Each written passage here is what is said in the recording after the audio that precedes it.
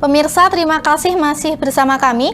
Berikut dialog eksklusif bersama DPR RI Firman Subagio terkait harapan Bupati dan Wakil Bupati terpilih Pati, Sudewo Chandra dalam pemberantasan korupsi.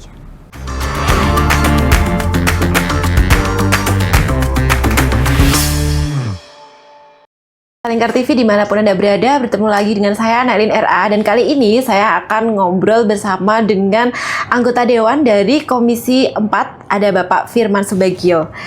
Apa kabar Pak Firman? Alhamdulillah, selamat datang di Senayan. Beliau ini merupakan wakil rakyat dari Dapil 3 Jateng ya Pak ya? Betul. Meliputi Pati, Rembang, Blora, dan Grobogan. Tetapi beliau sendiri merupakan putra asli daerah dari Kabupaten Pati. Nah, kita tahu sendiri ya pemirsa, kalau saat ini kita sudah akan memiliki pemimpin yang baru juga. Nah, mari kita tanya pendapat dari Pak Firman sendiri mengenai transisi kepemimpinan yang akan datang di Kabupaten Pati sebagai putra daerah. Apa sih harapan dari Pak Firman ini sendiri? Ya, kami pertama menyampaikan selamat dulu kepada Mas Sudewo dan Saudara Chandra. Dan kebetulan dua kandidat atau paket Bupati dan Wakil Bupati ini bagi saya bukan orang baru. Dua-duanya teman lama saya. Mas Dewo juga kenal saya dari tahun 2004 saya. Ketika saya menjadi ketua tim sukses SBYK, dia menjadi anggota kita untuk di Jawa Tengah di wilayah Solo ketika itu. Dan Saudara Chandra udah kayak adik saya sendiri karena dia adalah seorang pengusaha, dan alhamdulillah dua-duanya itu sekarang Pak Sudewo masih menjadi bendahara umum kita di IKKP, Ikatan Keluarga Besar Kabupaten Pati, saya ketua umumnya. Dan Chandra juga pernah menjadi pengurus di IKKP juga. Nah, oleh karena itu saya sangat tahu persis tentang berdua ini. Nah, tadi ditanya tentang harapan Pati. Tentunya pertama yang kami selalu tekankan juga ini yang selalu kita bahas di forum-forum IKKP, masih ada satu tanda tanya besar kita itu. Pati ini kan punya slogan kan, Bumi Mina Tani. Iya, betul. Bumi itu tanah, Mina itu laut, Tani adalah pertanian. Jadinya bumi kita itu dioptimalkan, dimaksimalkan untuk pertanian dan perikanan. Atau wilayah Pati itu memiliki bumi yang potensinya itu adalah sektor pertanian dan kelautan. Nah, oleh karena itu ini misi pertama yang pernah kami sampaikan melalui IKKP dulu, tapi kita belum pernah mendapatkan satu jawaban. Apa sih implementasinya gitu ya? Iya, betul. Implementasinya yang namanya Bumi Mina Tani itu seperti apa? Bahkan waktu itu kita juga agak ledek-ledekan. Kita mempunyai panjang pantai yang cukup luar biasa di Pati. Atau kemudian kita punya namanya produk-produk unggulan seperti Bandeng Juwana. Tapi saya sampaikan, tapi Bandeng Juwana kan bukan miliknya orang Pati. Bandeng Juwana kan miliknya para industri perikanan di Semarang. Nah, bahkan kita yang milik Juwana di Juwana sini nggak ada gitu, yang namanya branding Bandeng Juwana. Gitu. Nah, dan pertanian ternyata juga menarik karena padi ini bisa memberikan kontribusi terhadap ketahanan pangan nasional. Jadi kebutuhan pangan pokok nasional itu ternyata padi berikan kontribusi yang cukup besar, katanya 13% kalau tidak salah. Artinya padi itu memiliki potensi yang sangat luar biasa. Nah, oleh karena itu slogan Bumi Mina Tani bagus, tapi implementasinya seperti apa? Karena dua subsektor tadi itu belum nampak betul apa sih wujudnya gitu. Nah, kalau kita bicara sektor perikanan, pabrik-pabriknya juga tidak begitu nampak. Baru belakang ini itu pun saya lihat juga masih pada posisi hanya menjadi penampung-penampung. Terus kemudian kalau sektor pertanian juga belum nampak industri atau agroindustri sana itu berkembang dengan pesat, atau belum ada pabrik-pabrik pengolahan yang terkait dengan masalah hasil pertanian kita itu. Nah ini yang ada gagasan konsep besar yang kita sampaikan kepada wartawan. Yuk kita IKKP juga membuat semacam blueprint yuk untuk membantu memecahkan terhadap konsep menjabarkan terhadap masalah yang terkait dengan slogan Bumi Minyak Tani tadi. Nah oleh karena itu ini pertama yang menjadi harapan kami adalah Bupati terpilih ini pertama harus betul-betul mengedepankan keberadaan dua hal tadi yang terkait dengan masalah perikanan, kemudian terkait dengan masalah pertanian, kan itu jelas potensinya sudah terukur di sana, sudah memberikan kontribusi terhadap satu penerimaan daerah juga kontribusi kepada tingkat nasional. Nah, di samping itu ya tentunya alih kepemimpinan ini kan masing-masing kan punya ya, masing-masing pemimpin itu punya karakter yang berbeda, masing-masing pemimpin punya gaya yang berbeda. Nah, ini menurut saya adalah sebuah harapan baru karena Bupati dan Wakil Bupati sekarang ini backgroundnya adalah walaupun Pak Sudewo itu adalah awalnya juga dari birokrat tapi udah cukup lama berkiprah di tingkat nasional, yaitu menjadi politisi, dan kemudian juga Saudara Chandra itu juga backgroundnya pengusaha di Jakarta, artinya beliau berdua itu sudah beradaptasi dengan dunia-dunia yang ada di tanah air, terutama di pusat ibu kota ini. Nah, dan dia juga punya jaringan-jaringan yang cukup luas. Nah, posisi itu yang membuat saya adalah sebuah harapan baru. Oleh karena itu, saya sudah sampaikan bahwa pada waktu Golkar itu mendukung, atau kemudian melakukan deklarasi besar-besaran di salah satu hotel di Pati, itu yang kami tekankan.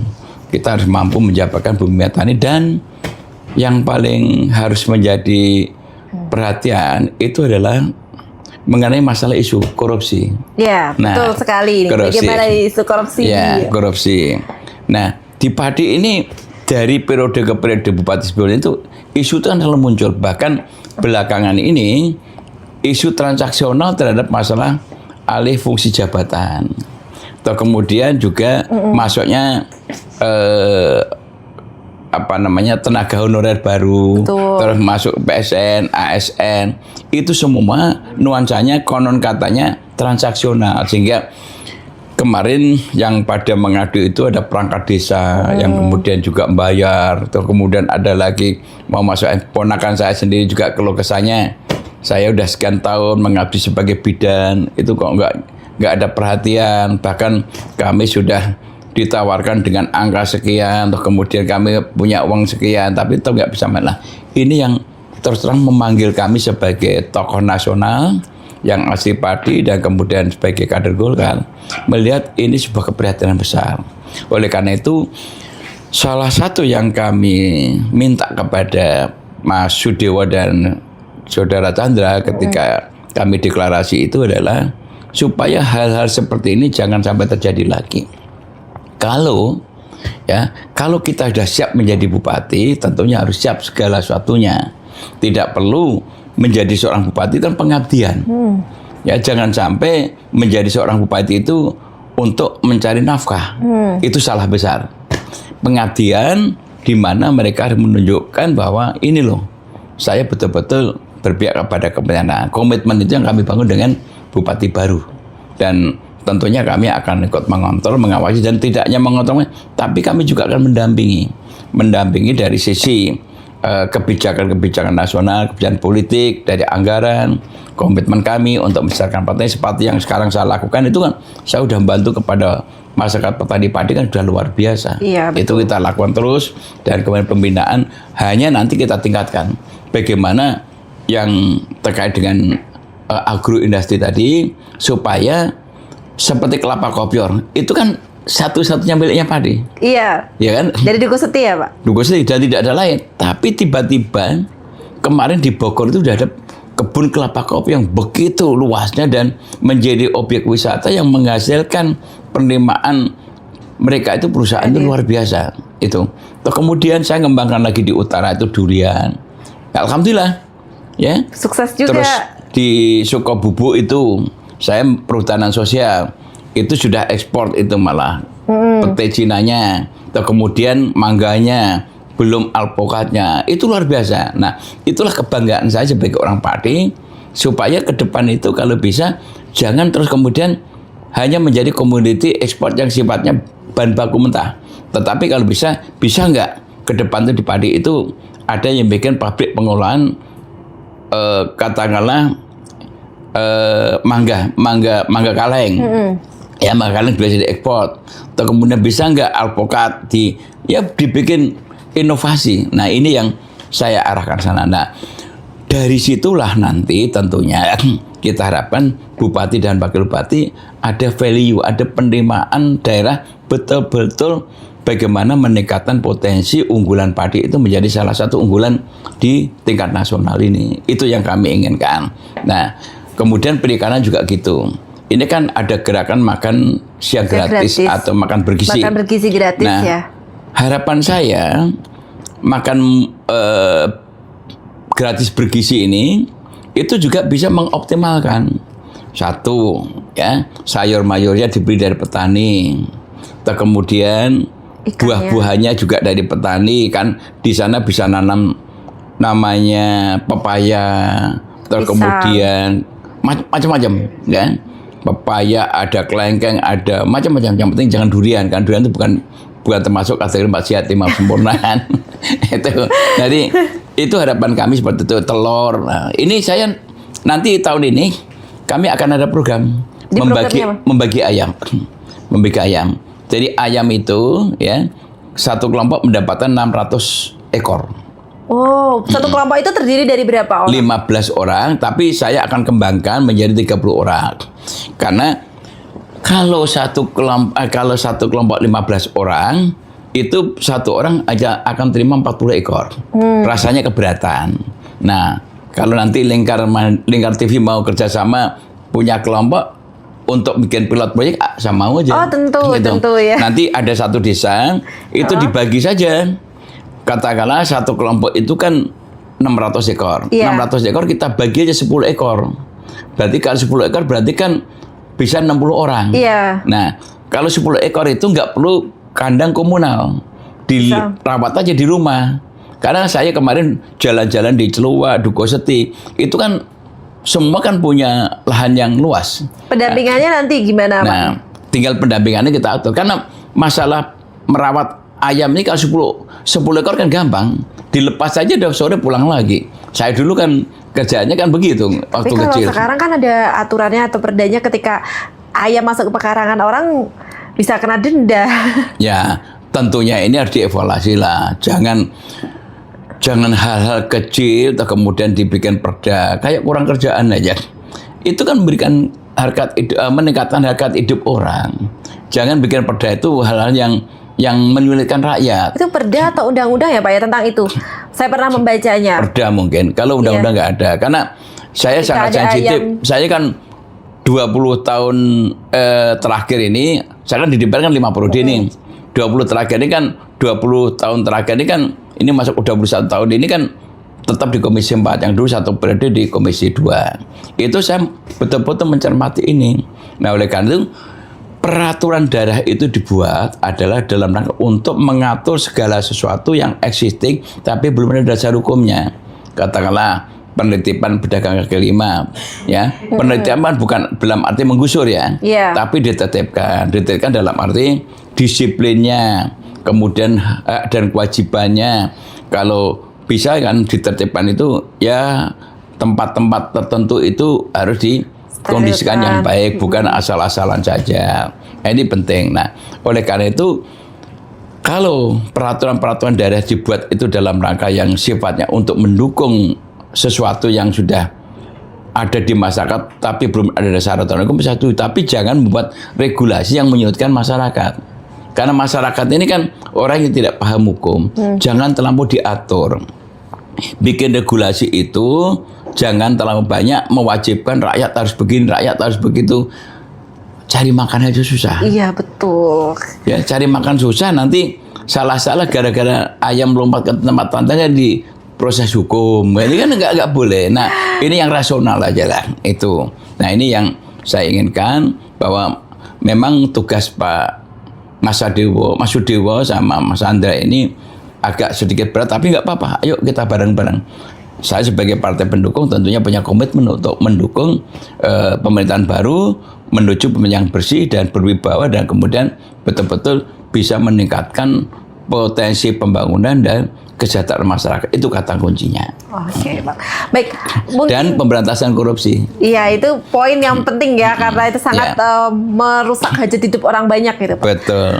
Oke, mungkin untuk bocoran lain selain program ayam tadi, ada program apa lagi nih dari Pak Firman? Oh, banyak. Ini kan kita sedang menyusun ya. Iya, betul. Ya, kalau seperti alat pertanian, kita mau membagikan seperti bibit kelapa. Nah, kelapa ini sekarang kan sudah mulai punah. Ya, kelapa sudah mulai punah, kita akan bagian bibit-bibit untuk masyarakat. Itu juga ada.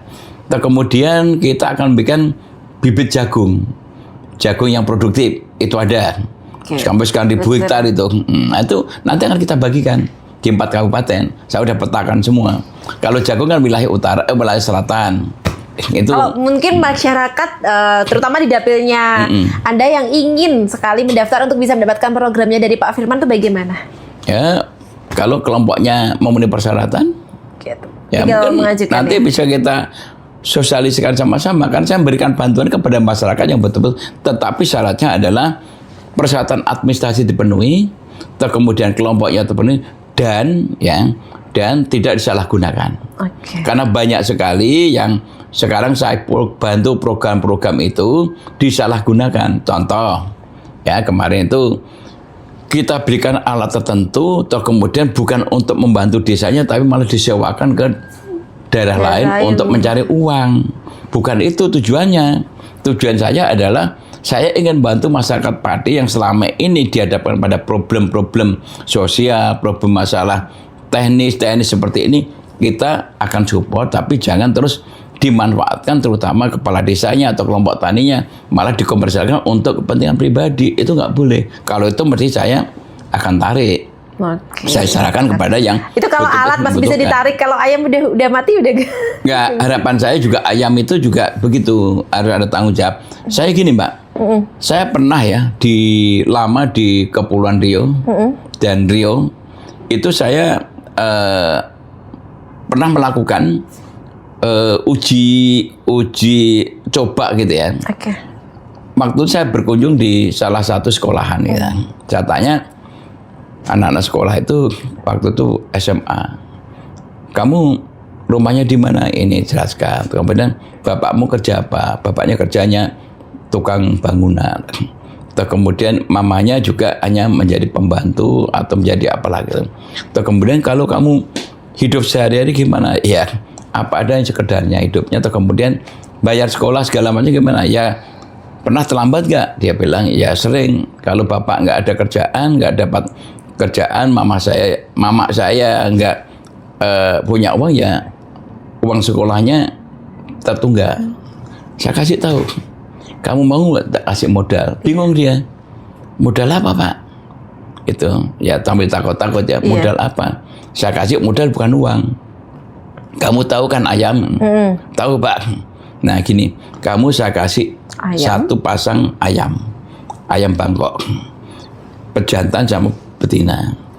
Ayam ini kamu nanti bawa pulang, kamu rawat, ya. Kamu bikinkan kandang, rawat di rumah, dan kamu begitu pulang sekolah, kamu perhatikan rawat ayam ini.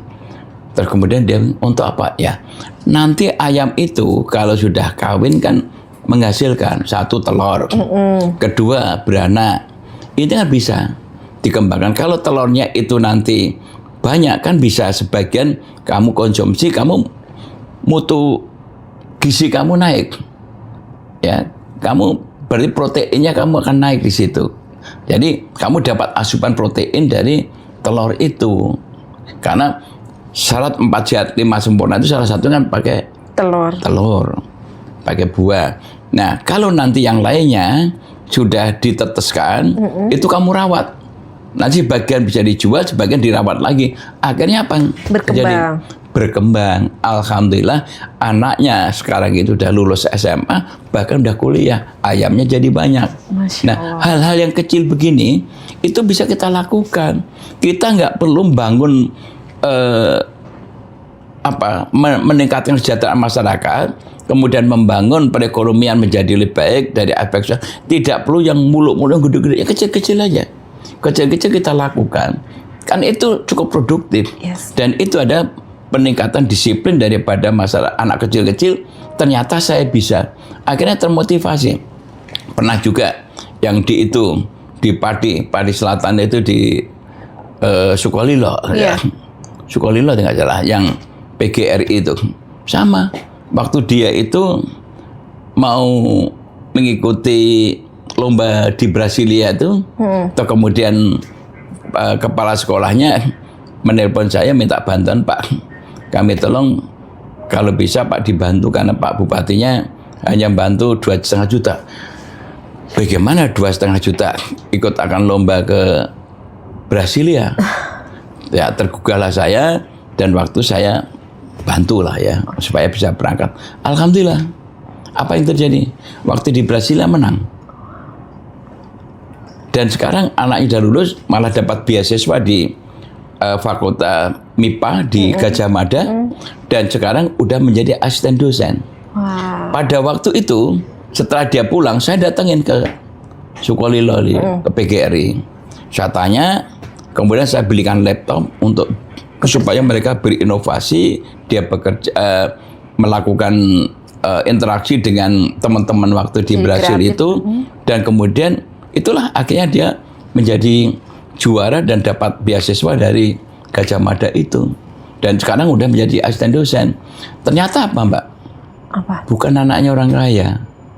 Bapaknya petani miskin, betul miskin. Itulah letak daripada keadilan Tuhan. Dan Saya dipertemukan kepada orang-orang seperti itu karena saya merasakan saya ini bukan siapa-siapa. Saya ini hanya anak seorang kepala desa.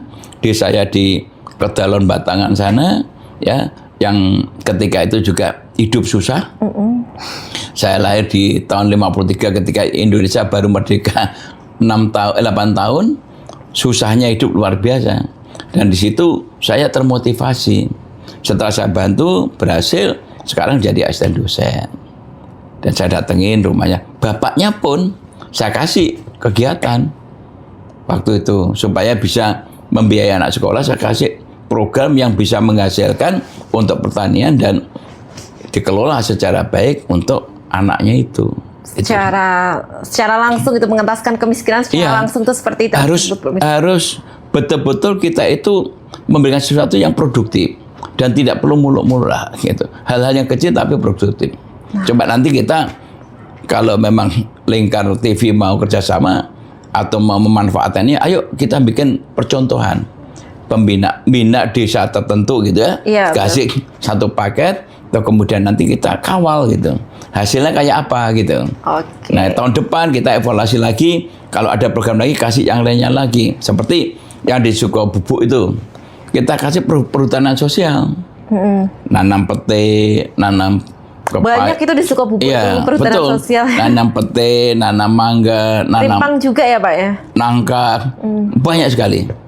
Jagung, awalnya jagung kan, tapi jagung gagal karena setiap mau panen itu berarti lawannya hama. Gitu. Terus akhirnya saudara Saman itu bergeser untuk tanaman hutan itu, dan sekarang ini alhamdulillah sudah ekspor. Kemarin diresmikan oleh Menteri impor perdana pete Cina dari padi. Itu luar biasa. Sekali. Itulah kisah inspiratif dari Pak Firman Subagio, putra daerah. Jadi dengan melakukan sesuatu yang kecil saja bisa berimpact yang besar. Betul. Dan itu adalah salah satu upaya yang nyata untuk bisa mengentaskan kemiskinan. Gitu. Nah baik pemirsa, kita akan menunggu kembali updatean berita-berita selanjutnya. Jangan kemana-mana, saksikan terus dialog bersama Nailin RA hanya di Lingkar TV.